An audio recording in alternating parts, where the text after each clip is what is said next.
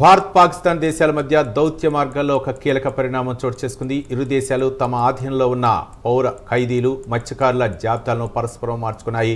న్యూఢిల్లీ, ఇస్లామాబాద్లో ఏకకాలంలో ఈ ప్రక్రియ పూర్తయింది. ప్రతి ఏటా ఈ జాబితాలను మార్చుకోవాలనే ద్వైపాక్షిక ఒప్పందంలో భాగంగా రెండు దేశాలు ఈ తాజా వివరాలను దౌత్యాధికారుల ద్వారా పంచుకున్నాయి. మానవీయ కోణంలో శిక్షాకాలం పూర్తయిన ఖైదీలను త్వరగా విడుదల చేయాలని, ముఖ్యంగా భారతీయ మత్స్యకారులను వారి పడవలను తక్షణమే అప్పగించాలని భారత్ ఈ సందర్భంగా పాకిస్తాన్ను కోరినట్లు సమాచారం.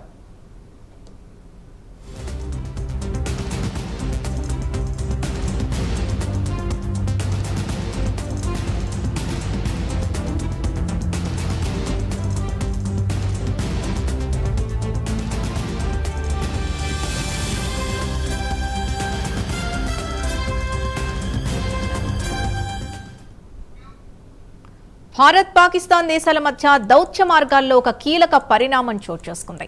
ఇరు దేశాలు తమ ఆధీనంలో ఉన్న పౌర ఖైదీలు, మత్స్యకారుల జాబితాలను పరస్పరం మార్చుకున్నాయి. న్యూఢిల్లీ, ఇస్లామాబాద్లలో ఏకకాలంలో ఈ ప్రక్రియ పూర్తయింది.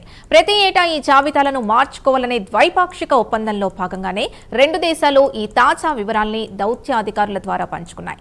మానవీయ కోణంలో శిక్షాకాలం పూర్తయిన ఖైదీలను త్వరగా విడుదల చేయాలని, ముఖ్యంగా భారతీయ మత్స్యకారులను వారి పడవల్ని తక్షణమే అప్పగించాలని భారత్ ఈ సందర్భంగా పాకిస్తాన్ను కోరినట్లు సమాచారం. ఇదే అంశానికి సంబంధించి మరిన్ని వివరాలు మా నేషనల్ బ్యూరో చీఫ్ కళ అందిస్తారు. కళ, చెప్పండి, ఏంటి పాకిస్తాన్కి అలాగే భారత్కు మధ్య దౌత్యపరమైన వివరాలు వెల్లడించలో ఎలాంటి పురోగతి ఉందనుకోవచ్చు? దాదాపు పహల్గావ్ దాడి తర్వాత జరిగినటువంటి ఏదైతే ఆపరేషన్ సింధూర్ తర్వాత జరిగినటువంటి మొదటి ఒప్పంద ప్రక్రియ అని చెప్పవచ్చు. దాదాపు ప్రతి సంవత్సరం కూడా జరిగేటటువంటి దాదాపు 2008లో భారత్ పాకిస్తాన్ మధ్య ఒక ఒప్పందం కుదిరింది. దాదాపు కాన్సులర్ ఆఫ్ యాక్సెస్ అన్నటువంటి ఒక ఒప్పందం కుదిరింది ఇరు దేశాల మధ్య.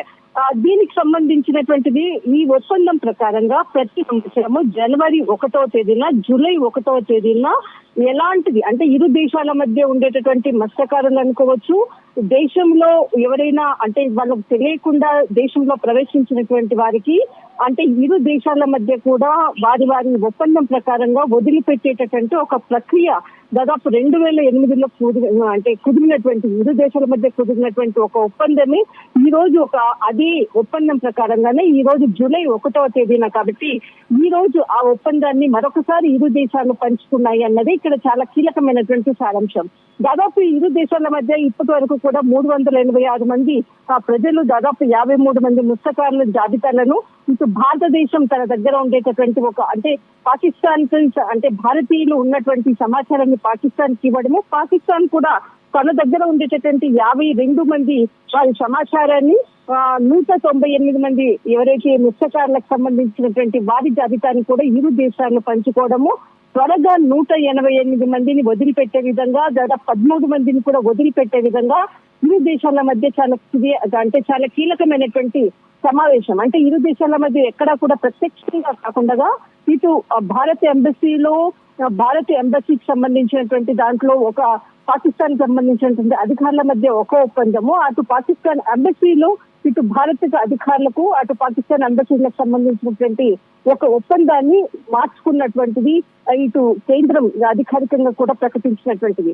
దాదాపు 2008 నుంచి జరిగినటువంటి ఏదైతే ఒప్పందం ప్రకారంగానే ఈ రోజు జూలై 1వ తేదీన, కాబట్టి ఇప్పటి వరకు వారి అదుపులో ఉండేటటువంటి మత్స్యకారులను ఇటు రక్షణ పరంగా కొంతమంది పోలీస్ బిఎస్ఎఫ్ సంబంధించినటువంటి ఏదైతే సముద్ర ప్రాంతంలో తిరిగేటటువంటి రక్షణ పరంగా ఉండేటటువంటి వారిని కూడా కొంత నియంత్రణ రేఖ దాటిపోయినటువంటి వారికి సంబంధించినటువంటి పూర్తి సమాచారాన్ని కూడా ఇరు దేశాలు పంచుకోవడం జరిగింది.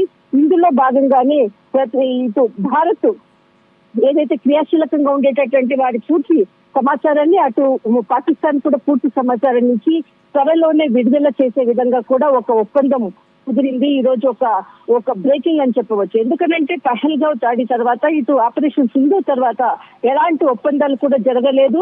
గత జూలై ఫస్ట్ లో కూడా ఈ ఒప్పందానికి సంబంధించినటువంటిది గత సంవత్సరం కూడా జరగలేదు.